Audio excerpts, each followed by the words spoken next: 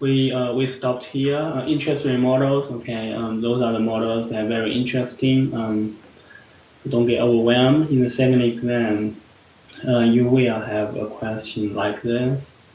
I give you Excel. It is a simulated interest rate path, and I'm asking you to follow the simulation given to do it 10 different times, and then with the simulated interest rate, you need to calculate the price. Okay. You will know what I'm talking about when you see the exam. Okay. So we're gonna move on to the next part of fixed income. This is management. Okay. The only reason why we need to manage fixed income portfolio is because of mainly two risks. Okay, one is price risk, as you can see from this graph. Okay, so when interest rate changes, right, percentage change in bond price as a change in yield to maturity. So basically, when interest rate changes, the price of a bond will change. Okay.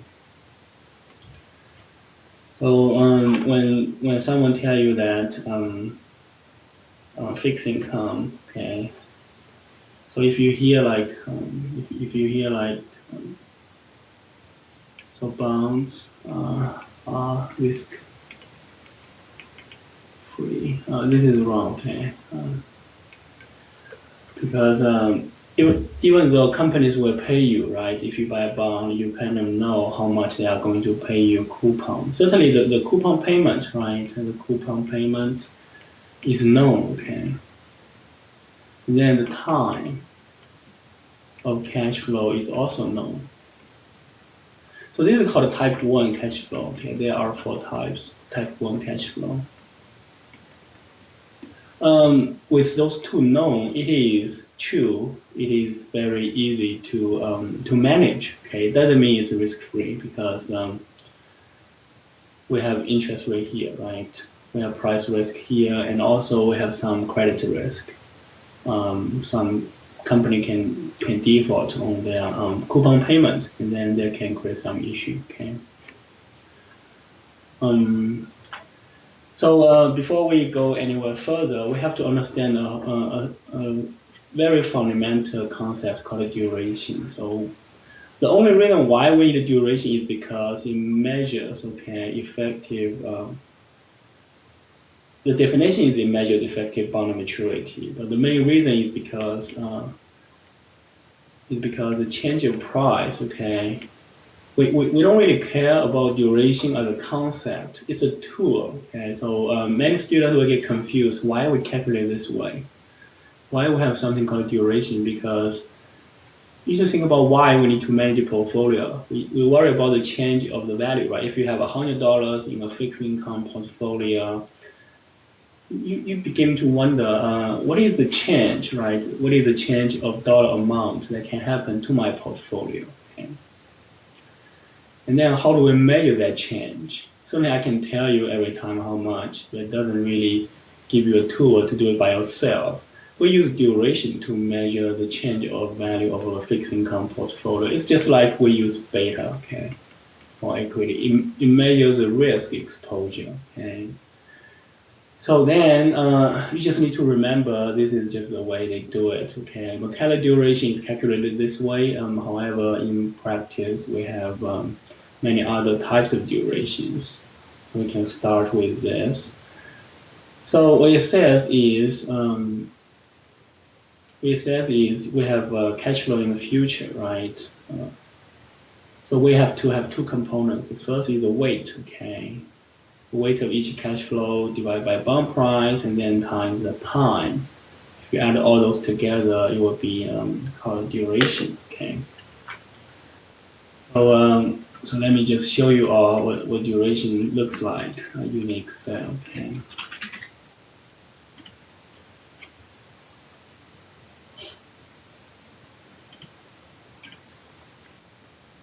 Let's do an annual bond, right? Annual coupon bond with 8% coupon rate. So anything in finance is all about cash flow, right? Let's do a 5-year, okay? 3, 4, 5 year. And then the cash flow here So every year will be $80. Okay, because in the last year it will be the par value plus 80. Okay.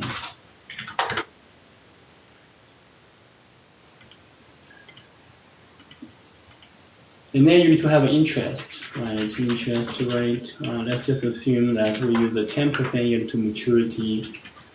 Just calculate present value of cash flow. Okay. So this will be equal to this divided by 1 plus 10%. So this is the first year cash flow's present value. Okay. Then we can just do it continuously for all those. And you should be able to, this is the bond price, right? If you add all those together, this will be the bond price.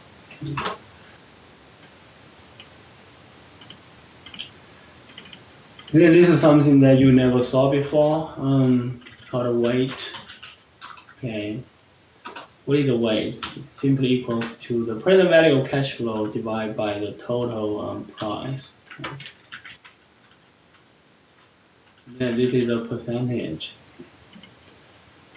As we can see from this cash flow illustration, okay, so 72.56% of the money is received at the end of year 5, okay, because it has a par to be received 5 years later. So right here you have the weight, right?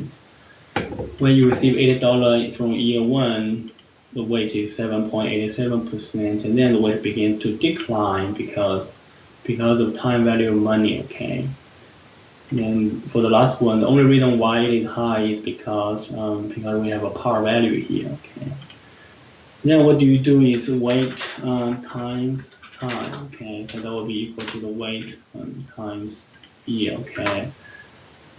So essentially what it says is for this part of the money, you are going to receive it 1 year later, okay? So 1 times the weight. Okay? Do the same for all others. For the last amount of cash flow, it accounts for 72.56% of your total price. However, you have to wait until year 5 to receive it, right? So it's equal to this times year 5. And then the duration, okay? I will just call it duration, and everyone will know what you mean. Okay? So the duration for this 5-year bond will be 4.28. That's how you calculate duration. Is that clear?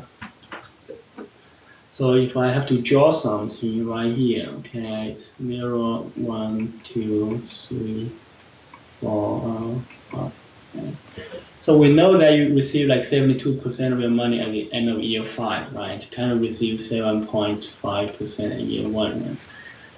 Right? We want to find a balance point. Okay, this is the balance point. Okay. On average, okay, how long it takes you, right? This is effective bond maturity. So this is effective bond maturity, or you can interpret it as the average of the times, okay, you receive your cash flow in the future. So right here, our calculated duration is 4.2, right? So you can just say on average, right? For this bond, you receive your cash and around the end of year 4, okay? Or the effective bond maturity will be 4.2. Is that clear? Okay. So what determines duration, okay? If you think about zero coupon bond, right, like 5 year, so you have no cash flow in the middle, okay? So you have 0 coupon payment, okay? You receive 100% of your money at the end of year 5 if this is a 0 coupon, okay?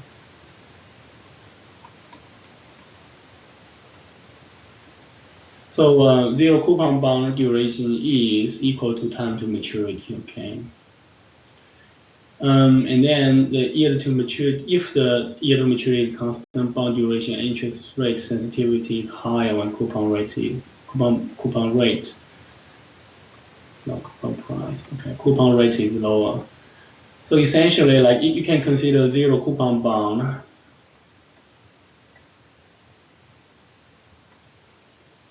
is a bond, right? A bond with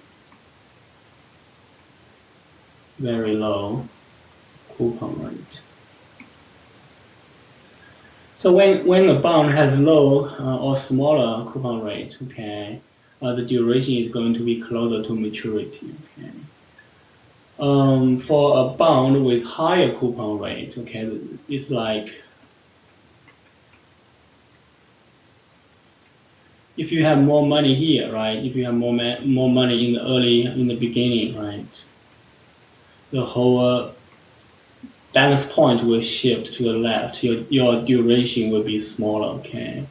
However, if you have no money here, your duration will equal to the time to maturity, okay.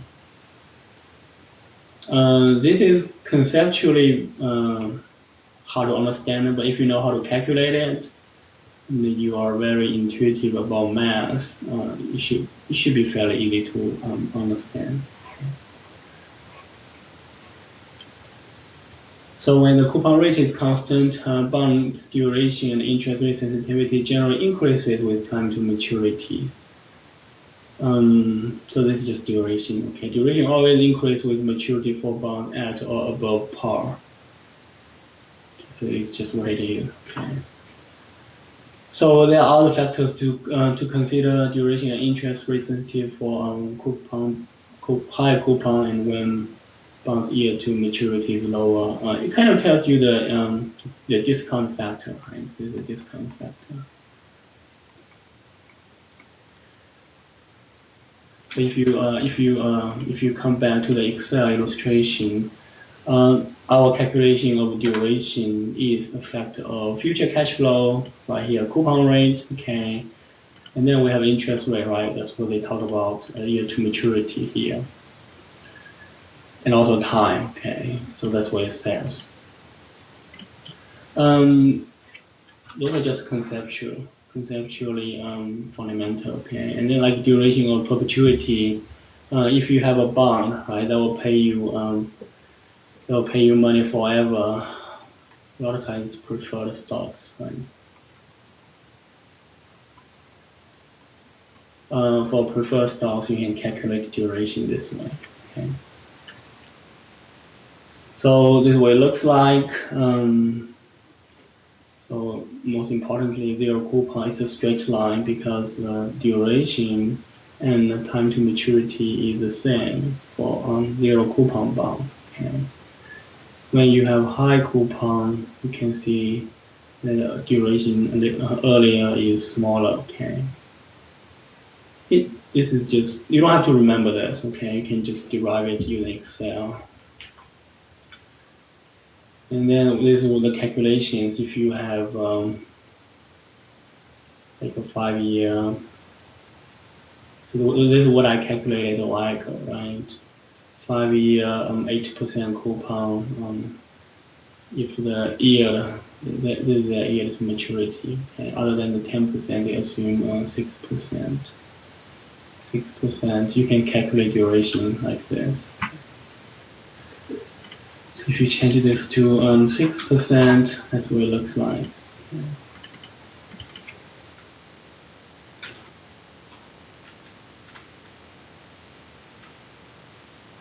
Okay.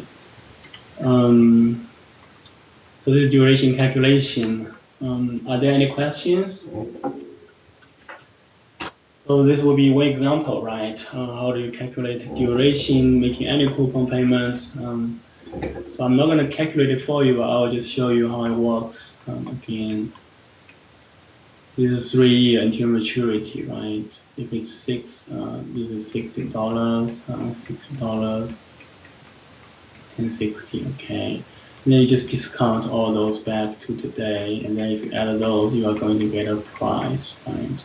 And then you should be able to get a weight of all those, and then use the weight times the time, and add those 3 together. You should be able to calculate duration. Okay, so that's how it works.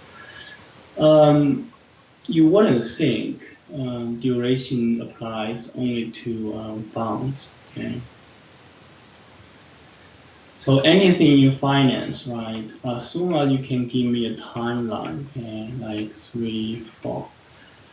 as long as you can give me a timeline, okay, like if this is an individual client, right, they want to fund one of their maybe child's college, right, they want to fund 20K every year, right. So if a client tells you that I want to provide $20,000 every year for the next 4 years to my son, how can you manage your portfolio for me? Okay. So again, the first thing you do is still calculate duration, which is like what we've done before. Okay. So in calculate duration, you need to think about. So in this class, okay, you'll be given the discount rate. In reality, you have to think about the discount rate that is appropriate for duration. Okay. The point is duration is a concept, it's a tool. Okay, it applies to any future cash flow vehicles. Okay, like even stocks. Right? If you can give me something that will, if you can give me estimated future cash flow, I can calculate duration for you, but it's not that useful. Why? Because it's unknown. Okay, duration is very useful to calculate cash flow that is known with the time that is known, which is type 1 cash flow. In stocks, we use other risk measurements, right? And also, duration is a related concept in swap, okay? And also like mortgage, right? So just let me illustrate this, right? Let's say you bought a house, right? A 30-year mortgage payment. Okay, every year you pay mortgage, right? Every month. Ideally every month, but let's just assume every year it's the same concept. If you understand how to do monthly, annually you should be able to know how to do monthly. So when you make payments, essentially you are shorting a bond. Okay? So you can calculate duration when your payment is pretty much equal. Okay, probably this will be like 14 years. Okay? I'm just guessing. Okay, you can calculate it using the way I showed you in Excel. Okay, let's say if you loan mortgage, right? You have a mortgage. Essentially, you are loaning a mortgage. This is equivalent to shorting a bond. Okay, what kind of bond are you shorting? You are shorting a bond with a duration of negative 14. Okay, duration can be negative. Okay, if you long a bond, your duration is positive. If you short it, your duration will be negative. Okay. So that's why if you want to hedge this position, how can you hedge your mortgage, right? If you have, let's say, if you have a fixed rate mortgage, you just worry about the interest rate. You know, like when interest rate is getting lower, you will be willing to give up if interest rate goes up. How can you perfectly hedge the position? You can just long a bond with the duration equal to the positive duration of your mortgage. Okay, so this is how it works. When it comes to swap, okay, it is also very similar.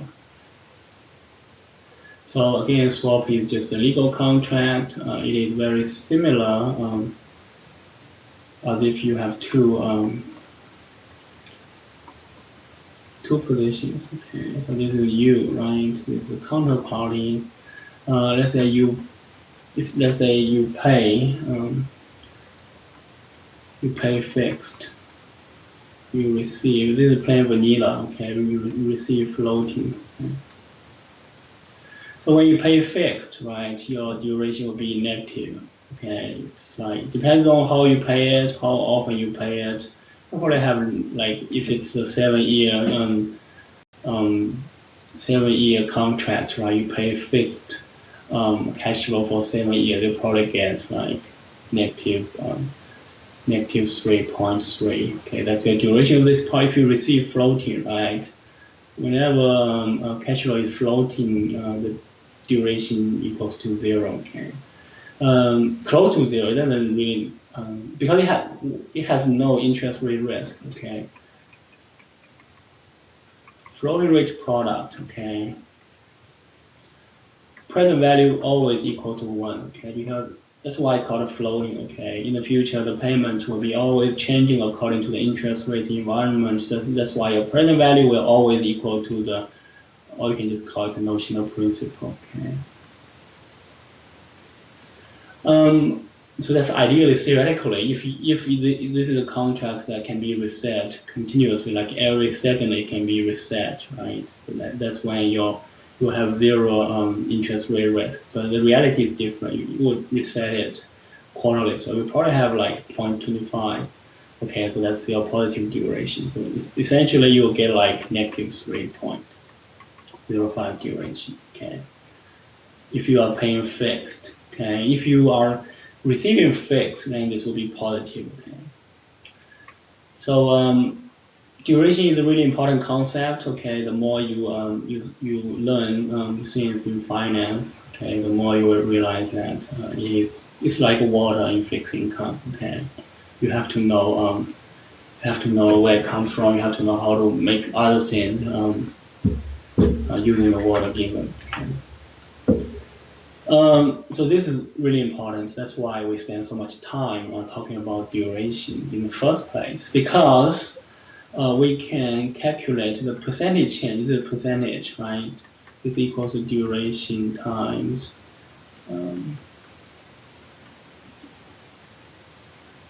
so this is the main reason why. Okay.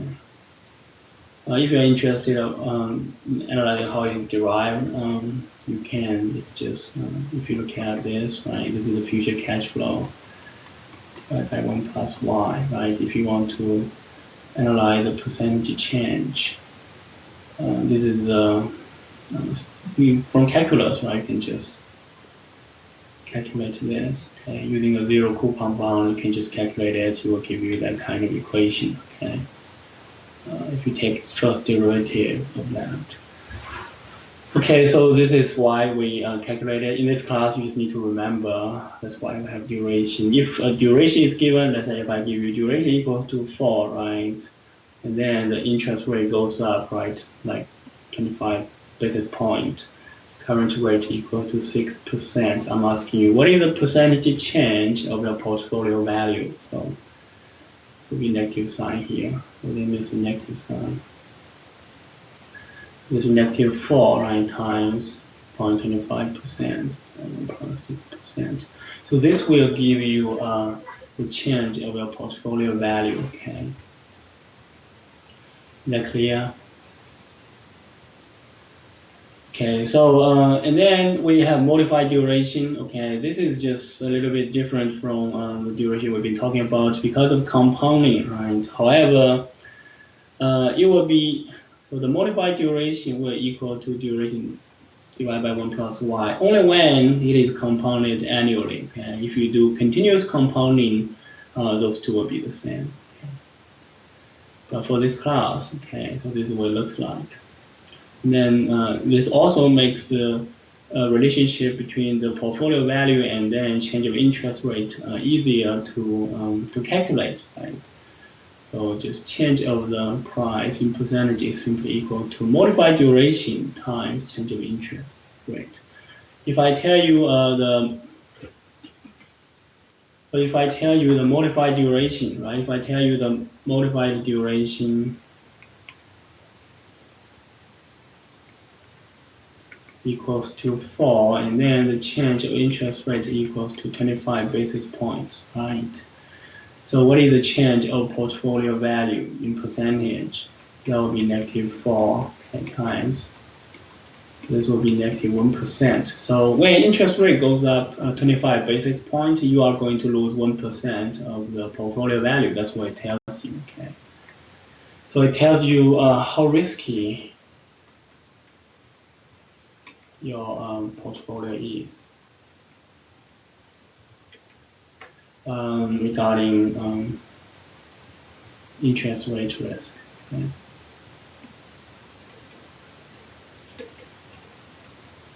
So that's the value. Okay, that's the main reason why we have this calculation. Okay. Let me just erase this part. Okay. And then we have another concept called a dollar duration. Practitioners, just to make it easier for them to use in their daily practice. Okay, so this simply equal to P times D. Okay, so they are talking about the change of price in dollar amount. Okay. So let's say if you have a $1 million portfolio, right? Sometimes practitioners will be interested to know if the interest rate goes up 25 basis points, parallel pattern. Okay. How much money? Okay, how much US dollars will I lose? Right? Will I lose like $1,000 or $10,000? They're just interested to understand this. Okay. And then in the total dollar duration, sometimes called money duration, they do assume a 1% change. Okay. I think I forget to write it here. So they do assume like if the interest rate changes 1%, okay, how much money will I make or lose given my current portfolio? Okay. In reality, a lot of times we use effective duration. So let me just show you guys what it looks like. Okay. I will just tell you what it looks like basically. Okay.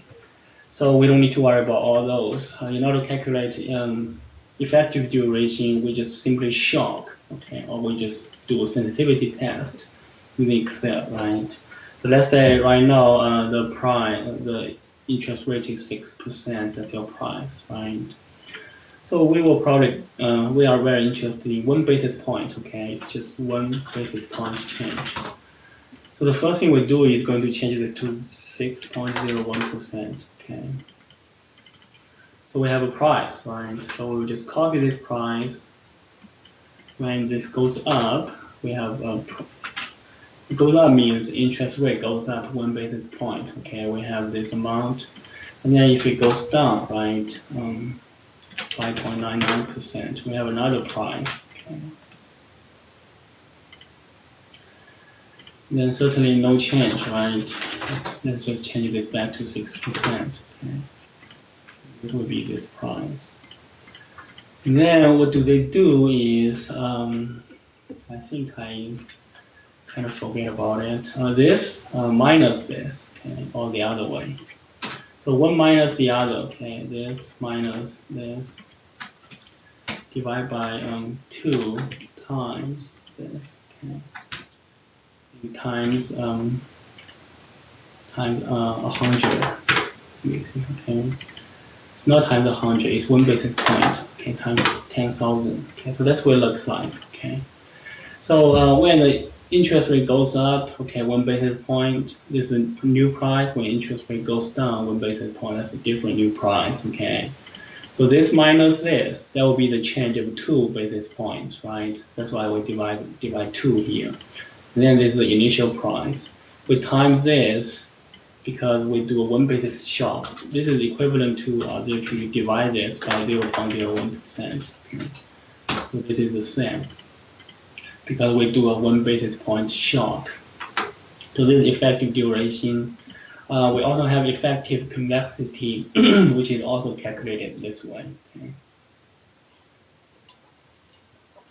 For practitioners, a lot of times we use effective duration.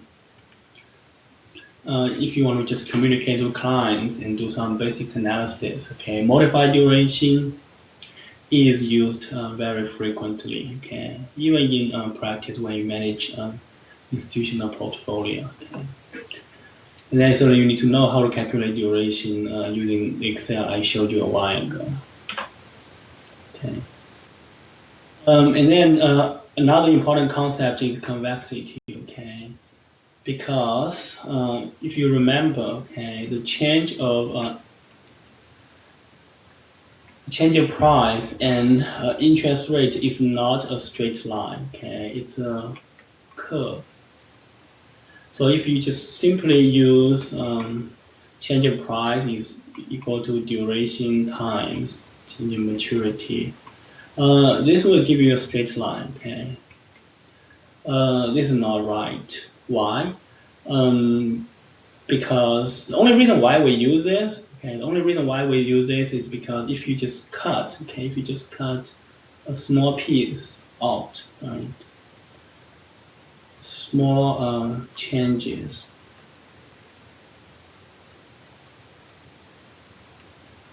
of interest rate, right? If it's a small change, right, it's like 1 basis point or 2 basis point. If you move it here, it is pretty much like a straight line, okay? If you just cut this little piece out, it can be very similar to a straight line, okay? And then we can use this relationship as a proxy, okay? You can just cut many of those out. This is called calculus, okay? In case you're wondering what's going on here, okay?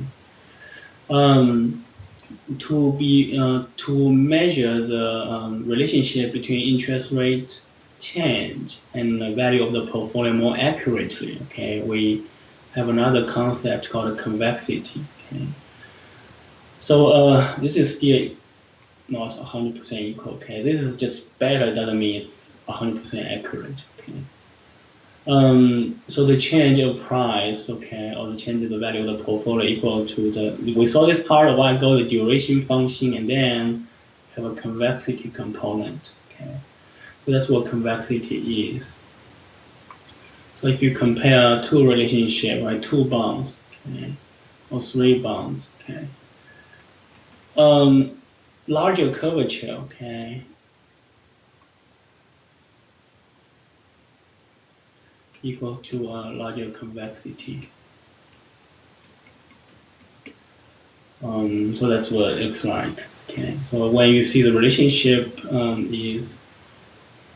is more like a curve than a straight line, like this is a straight line. If it's close to a straight line, then the convexity almost equal to 0. That's a linear relationship, right? However, if it's very curvature, then just the only reason why it's very curvature is because of higher convexity. Okay, this is very important. Why? This is telling you why. Okay. So this is actual price change. This is duration approximation, or you will say the larger convexity, and then this is small convexity. So in this relationship, okay, let's say when interest rate goes up, right?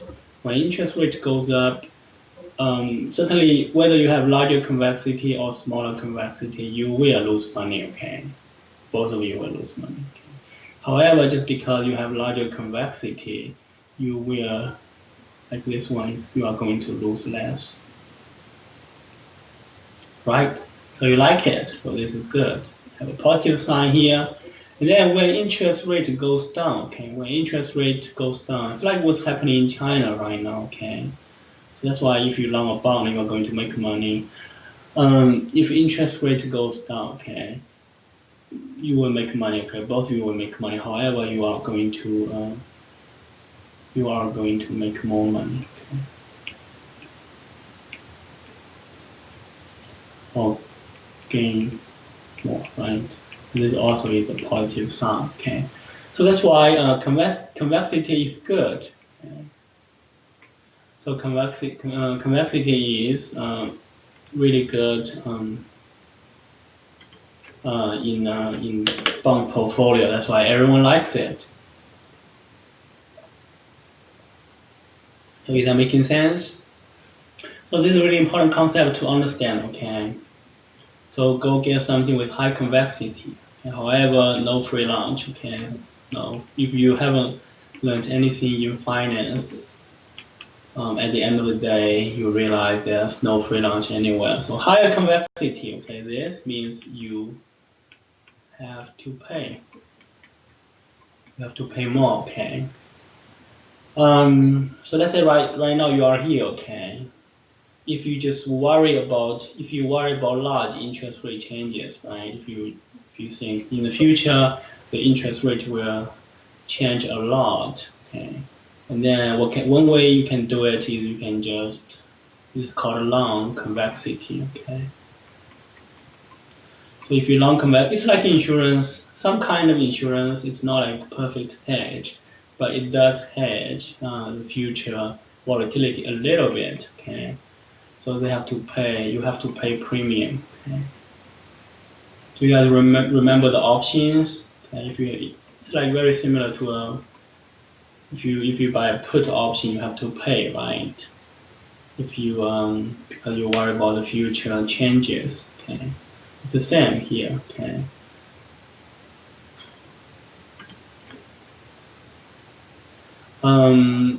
Certainly you can long, right? You can long, and also you can short convexity. Okay. How can you short convexity? You can just long low convexity bond. Essentially, you are paying less. It's obvious if you are you are shorting convexity, or you can just short a bond, right? Short bonds.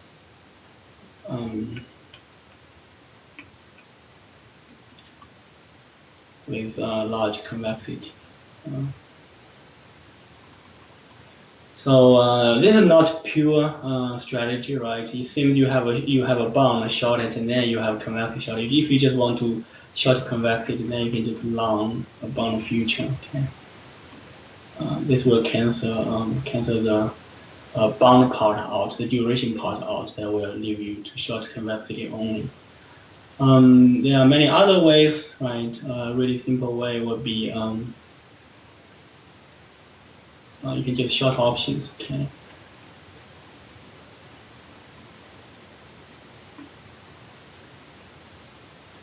So if you just you can just buy a callable bond. Essentially, you are selling convexity. Okay.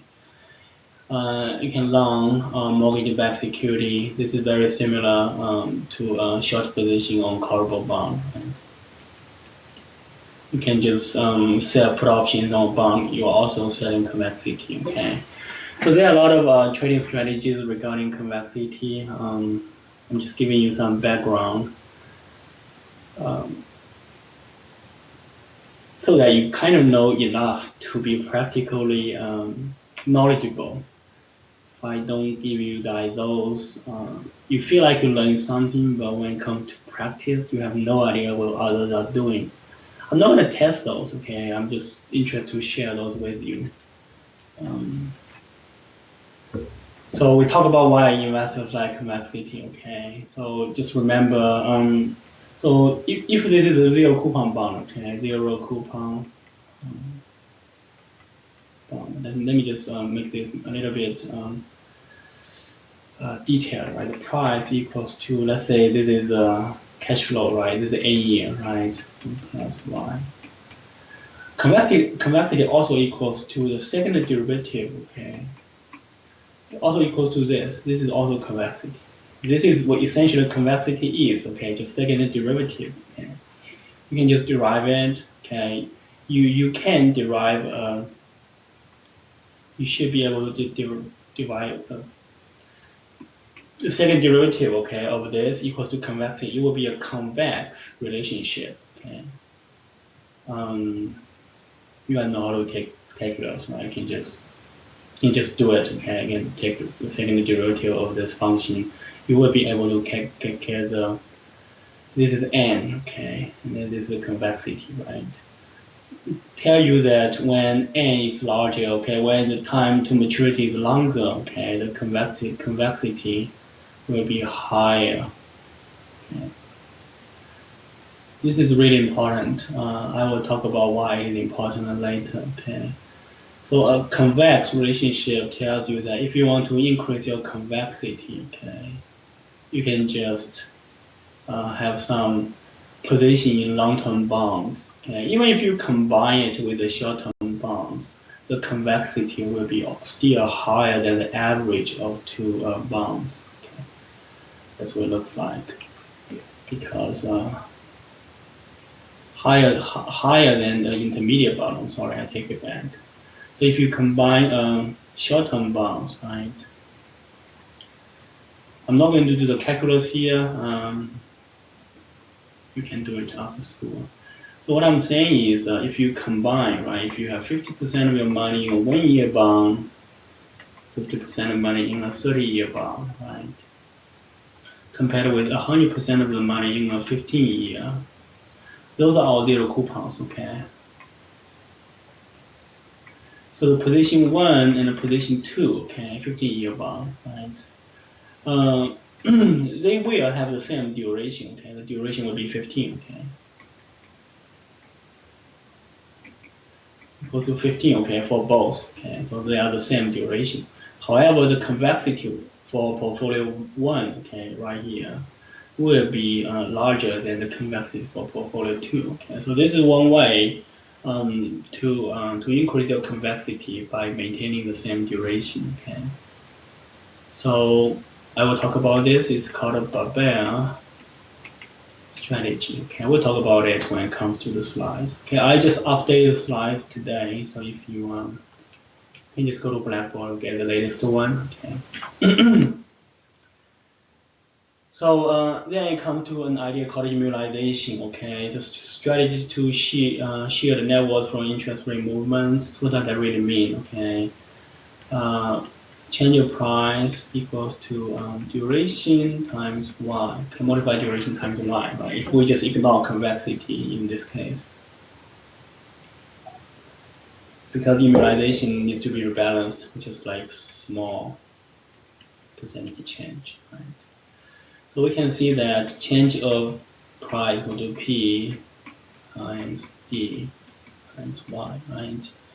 So if you know this is money duration, okay, this is money or dollar duration. So immunization says, can I get a portfolio, okay, no matter what happens in the future, no matter what happens in the interest rate, can I just make sure that my portfolio change of price, okay, will match the change of the value of the liability, okay? This is in asset liability match. Okay? So you have a liability to pay in the future, right? And then you have some asset to hedge that liability. If interest rate changes, okay, can I get a portfolio that will change the same? Basically, the change of assets will also, it's not percentage, I'm sorry, the dollar change, okay, immunization is all about dollar change, okay? The change of dollar in assets will equal to the change of dollar amount in liability, and then this will match each other, then my portfolio is immunized, okay? So you essentially have a perfect hedge in that sense, okay? You need to rebalance it because as I mentioned a while ago, this is not exactly equal, okay? It captures the relationship only when the percentage change is small. You need to rebalance the strategy consistently. Okay? So what it says is, you can just read over this. Okay, I'm not gonna talk about this one. I will just go directly to the point. Okay, it's right here. So if you have a duration, okay, let's say you want to pay something 5 years later, okay. So how can you immunize your obligation? Okay, you can just pick a bond with duration equal to 5. Okay, so if your multiply duration, okay. So let's say if the value of your assets and the liability is the same, if the duration, okay, if the modified duration of those two are also the same, okay, then the change of assets will equal to the change of liability because both of them equal to this function, okay. So when you match the modified duration to each other, then your obligation is immunized. Okay. That's what immunization means. Okay. So then it comes to the fact, right? Why you need to? How can you pick a bond with 5-year duration? You can just pick. You can just pick a 5-year zero coupon.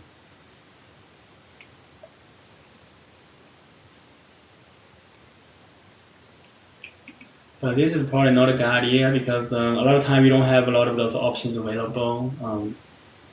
So sometimes we will get like a coupon bond, right? If you go back to this, essentially we have a coupon bond. Yeah, we have a 8% annual coupon bond. Okay, so with the duration equal to 5, that's what essentially means. And then you can see that no matter what happens, okay, you can see that the value of the portfolio will be always very, very similar to each other, because when interest rate goes up, okay, this is reinvestment. Your reinvestment will have a higher return. However, this is the price. So we have reinvestment risk on the top, and then price risk right here. So when your interest rate goes up, okay, you are going to make less money when you sell your bonds, right? You sold it for only 10,000. However, you're going to make more money because of reinvestment. When interest rate goes down, okay, you are going to make less. This is going down, right? However, right here, the last one is going up, and then those two will cancel each other. Okay, it's the same, right? When interest rate goes up a lot, this is positive. However, this is negative. Those two will cancel each other. So that's why it is immunized. Okay.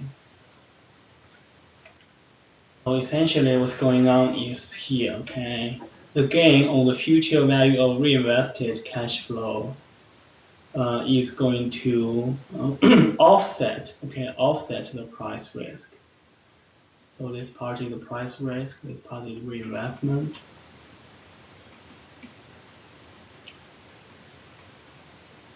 Price or sale price or price risk. So those two will cancel each other. Okay, if you look at the range here, okay, even though it changes, right? However, all those will stay the same. Okay, it's the same